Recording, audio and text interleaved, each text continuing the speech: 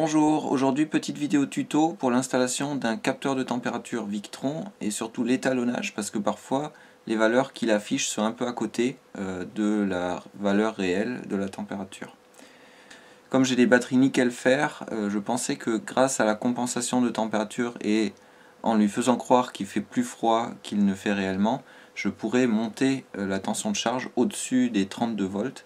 Ce n'est pas le cas, mais par contre c'est quand même très important d'avoir cette compensation de température et donc un capteur de température qui fonctionne justement pour réduire la tension de charge s'il fait trop chaud.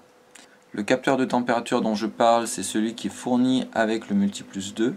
On peut le placer n'importe où, c'est pas obligé qu'on le visse sur la cosse négative de la batterie, mais le mieux c'est de le mettre en plein milieu du parc de batterie pour essayer de capter au mieux la température du parc de batterie. Il a un numéro de pièces assez long chez Victron, mais en réalité il contient essentiellement un capteur LM335. Ce capteur il a l'avantage de ne pas fonctionner comme une résistance variable en fonction de la température, mais en fait c'est un composant électronique qui va modifier le courant qui passe dans les fils en fonction de la température. Et donc c'est assez précis et surtout on peut modifier la longueur des fils et la résistance des fils ne va pas impacter sur la valeur. On peut le brancher directement sur le Multiplus 2, mais alors on n'a pas de moyen pour l'étalonner et on peut le brancher sur le Cerbo GX et c'est ce que j'ai fait. Donc dans ce cas là il faut le brancher sur une entrée dit analogue capteur de température. Le fil rouge en haut, le fil noir en bas. Il ne faut surtout pas inverser les polarités parce que ça risque de cramer le capteur. Ensuite, pour activer le capteur de température dans le Cerbo GX, il faut aller dans le menu du Cerbo GX. Donc là, je clique sur Menu. Ensuite, dans les paramètres, il faut aller dans I/O, donc On/Off, pour dire qu'on va allumer. Alors c'est tout en bas. Donc là, on va dans les entrées analogiques, ici. Et les capteurs de température ils sont tout en bas, donc moi je l'ai mis sur le capteur numéro 1. Donc là, hop, on allume, on retourne dans le menu, et là on voit apparaître le capteur de température que moi j'avais renommé déjà.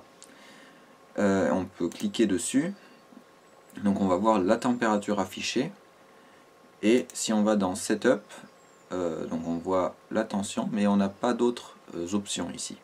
Maintenant si on veut calibrer ce capteur de température, il va falloir se donner les droits de super utilisateur. Alors on peut aller dans Device aussi, bon, qui va nous donner plein de données, voilà, c'est rien d'intéressant.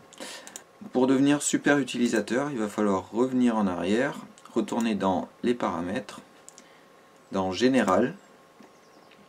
Ici, va falloir déjà devenir utilisateur et installateur.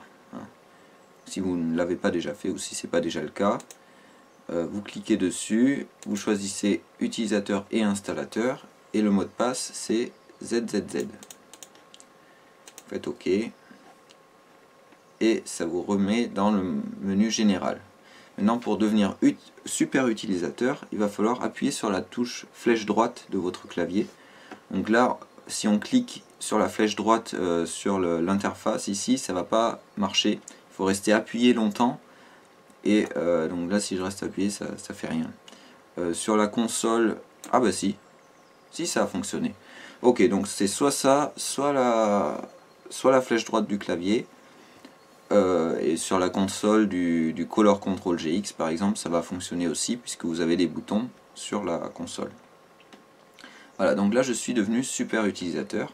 On va pouvoir revenir en arrière, revenir encore une fois en arrière, et là, si on va dans le capteur de température et dans Setup, eh bien on va avoir deux options en plus. Le Offset, donc ça va permettre de monter ou baisser la température qu'il affiche.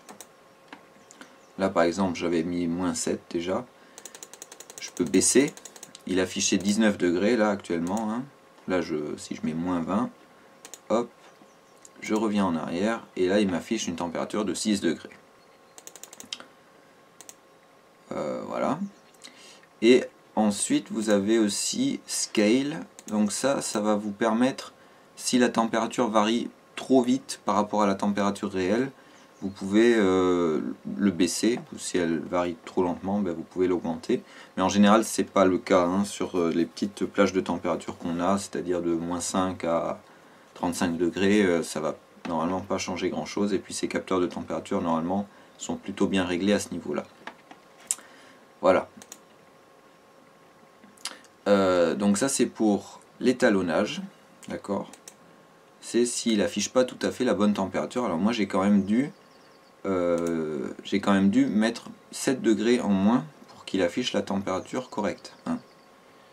J'ai comparé avec un thermomètre, voilà. Maintenant, il va falloir aussi que ça communique avec le Multiplus2.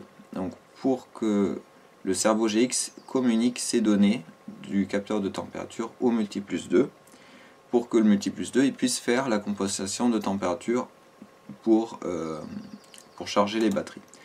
Là on va dans les paramètres, settings, et on va dans le menu DVCC. Et donc là, si on descend, il faut lui dire, voilà, le STS, donc c'est le partage des données de température. D'accord, il faut l'activer, donc on peut le désactiver. Voilà. Si on l'active, il va nous demander quel capteur de température utiliser. Il faut donc choisir, et là on a plusieurs possibilités, et en l'occurrence là c'est le capteur de température que j'avais branché sur la prise numéro 1. Voilà. Et voilà, donc c'est tout. Il faut juste sélectionner le bon.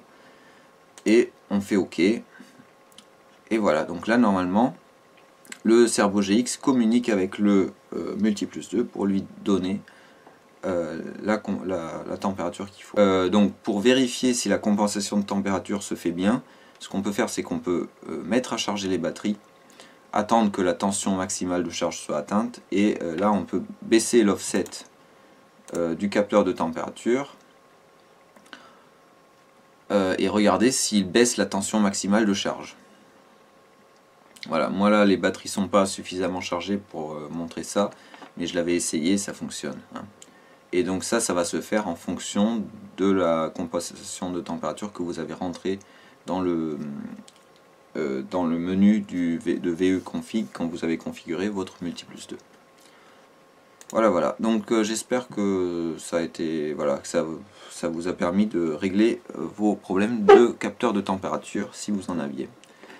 Et je vous dis à la prochaine pour une autre vidéo.